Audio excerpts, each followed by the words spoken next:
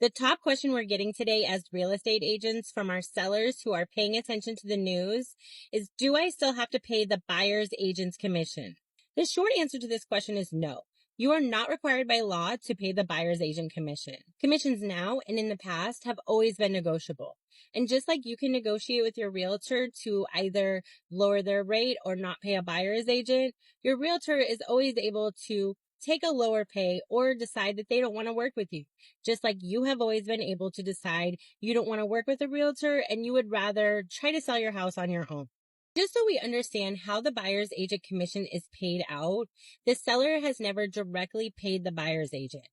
The seller pays their agent and allows their agent to co-op and share some of their commission with the buyer's agent who brings you the buyer.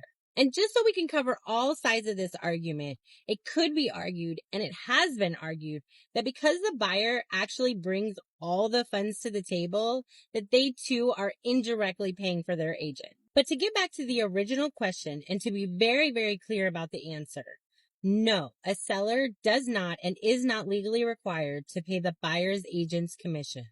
But just because you're not required to offer a commission to the buyer's agent doesn't mean it isn't the smartest option for you. If you choose not to offer a commission to the buyer's agent, it could be putting you at a competitive disadvantage in several different ways. But think about the buyer, right? They have a lot of costs to pay for. They have to pay for moving costs, closing costs, down payment, and many other things during the transaction of buying a home. In fact, many buyers today don't actually have those additional funds to pay their agent if they can't wrap that up into the price of the house.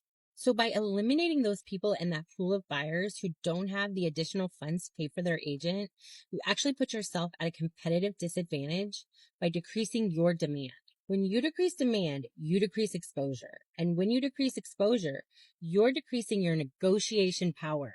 You potentially put yourself in a situation where you can no longer get that great high price for your house. And that's the whole reason you sold your house in the first place, right? Now, I know you guys might not love this system, but you did benefit from this system when you bought the house that you're living in currently, and you will benefit from it again when you go to buy a new house.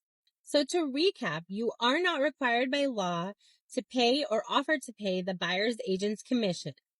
But if you choose not to, you are putting yourself at a competitive disadvantage when trying to sell your home.